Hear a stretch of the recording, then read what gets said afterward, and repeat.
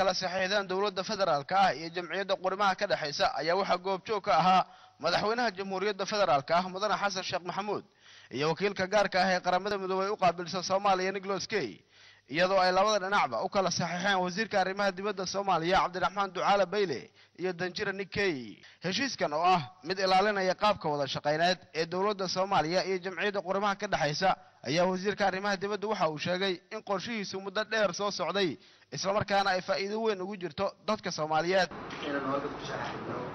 heshiis darageysooda oo aan oran karo taariikhi weeyaan heshiiskaas oo qeexaya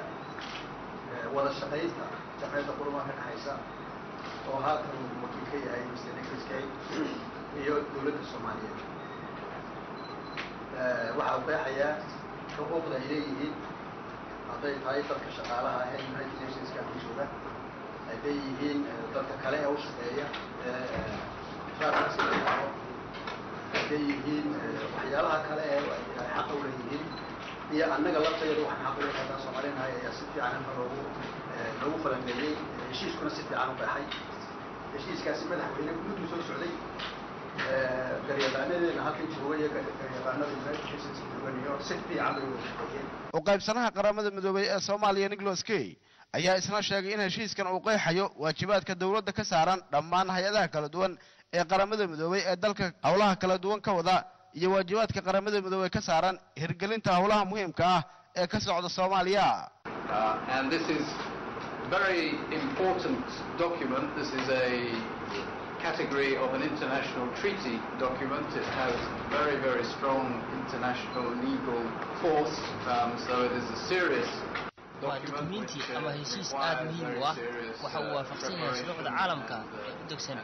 heshiiskan waxa uu noqonayaa mid aan ka wada shaqeyno dhammaanteen oo aan iska kaashano sidoo kale dukumentiyada heshiiskan ee u kala saxiixanay koobiyadiisa ama qaybo ka mid ah xafiiska New York aan ku leenahay ayaa loo dirayaa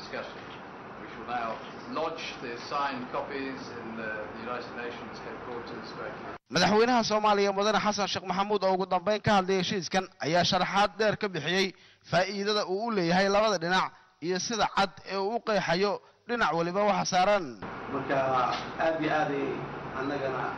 Soomaaliya ku xadidey waajibaad cad u saaraysa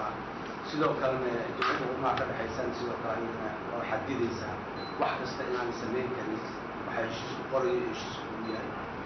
iyo xuquuqda ayagana ay leeyihiin oo waxa ay u baahan yihiin dawladda Soomaaliya aydan xaq marka waajibaad iyo xuquuq labada dhinac siinaysa marka waxay yaraynaysaa kala duwanaanshiyo ama isqabsi ama khilaaf inaan u imaanin ayuu runtii heshiiskan yaraynaya sida laga wada dhawaajiyay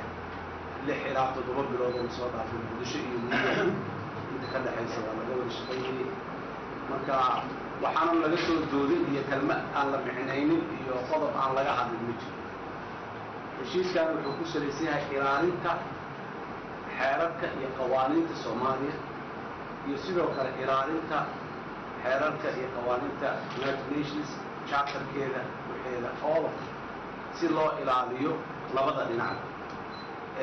iyo missionkan sidoo uu noqon karo mid maslaxada ugu badan iyo faa'iidada ugu badan dadka Soomaaliyeed ku sameeyo cid qurmaa ka dhaxaysa halkan faa'iido uma soo doonaan ama maslaxad ama waxay ka rabto ay ka qaadanayso Soomaaliya ka soo doonto laakiin waxay keentay maslaxad iyo fursado iyo opportunities ayay keentay halkan marka sida ugu fiican ee dadka Soomaaliyeed fursadahaasi uga faa'iideysan karaan wadadii la mariyay waxyaalaha in la sameeyo ay tahay waxyaalaha in aan la sameyn ay tahay ayuu shaqadiya marka aad iyo aad ayaa muhiim oo horumar tilaabo hore loo qaaday oo sax ah waaye aan soo dhaweynaa sidoo kale ayaan rajaynaynaa in hay'adaha caalamiga iyo ducada horumarka ay isku weyneen laakiin kuwa kalena sidoo kale inay isfahan wada shaqeyn iyo wax lagu wada shaqeeyo dawladda Soomaaliya inay la leeyihiin